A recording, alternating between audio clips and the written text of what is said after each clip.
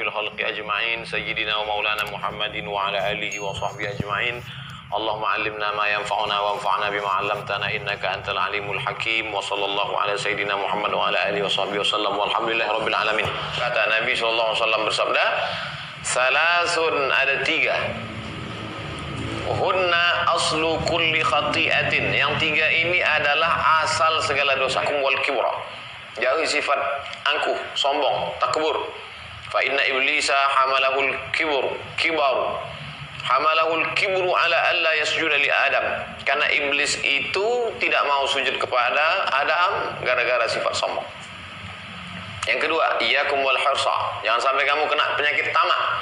Fa inna Adama, karena sesungguhnya Adam hamalahul hirsu ala an akala minas syajarah, gara-gara tamak itulah maka Adam memakan buah khuldi.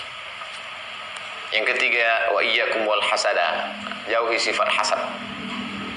Mengapa? Al-hasidu jahidun, karena orang yang hasad itu ingkar dan kafir. Li'annahu la yarda biqada'il wahid, karena orang yang hasad itu tidak ridha melihat takdir orang lain.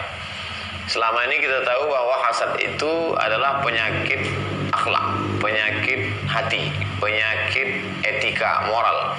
Tapi Imam Al-Qushairi memberitahu kita melalui riwayat ini, diriwayatkan oleh Imam Ibnu Asakir dari Abdullah bin Mas'ud radhiyallahu an, orang yang hasad itu adalah ingkar dan kafir. Kenapa?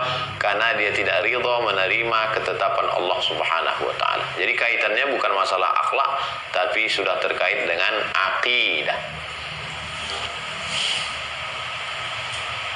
Kalau sampailah ada jamaah yang tidak senang dengan baju saya dan topi saya malam ini, berarti dia tidak ridha dengan ketetapan pembagian Allah Subhanahu wa taala. Harus ridha. Jangan sampai hasad. Jangan sampai muncul hasad dengki.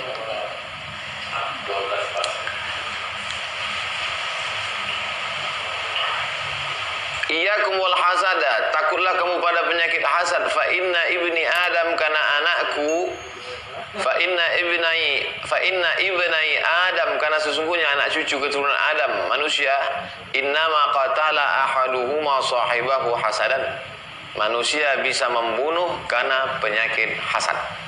Salah satu menyebabkan orang hasad adalah karena tidak rela melihat pembagian Allah terhadap seorang hamba. Karyawan kalau sampai dia tidak rela menerima pembagian direktur, maka dia melawan direktur. Kenapa dia yang dapat mobil dinas? Kenapa yang dia dapat perjalanan luar kota? Kenapa dia yang dapat bonus? Kenapa bukan saya? Komplain, bisa-bisa dipecat. Bagaimana kalau ada orang yang tidak ridha menerima pembagian Allah Subhanahu wa taala? Jadi kaitannya orang hasad ini adalah akidah. Waqila, sebagian ulama berkata, al-hasudu la yasudu. Al-hasud la yasud. Al-hasud, orang yang kena penyakit hasad, la yasud. Orang kena penyakit hasad tidak akan mungkin bisa memimpin, karena jiwanya kerdil, karena visi misinya rendah, pandangannya hanya sejengkal.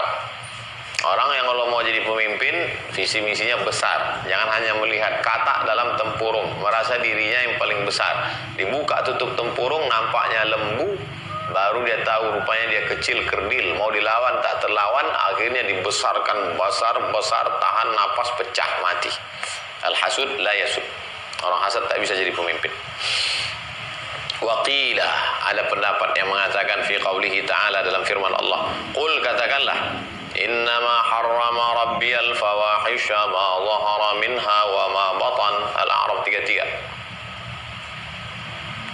Qul, katakanlah ya Muhammad sallallahu alaihi wasallam, innama, sesungguhnya, harrama rabbi, Allah Ta'ala mengharamkan kepadaku, juga kepada umat Nabi Muhammad SAW, kepada semua manusia, al-fawahisha, perbuatan yang keji, ma zahara, yang tampak, yang terlihat oleh mata, wa ma batan, maupun yang tak terlihat.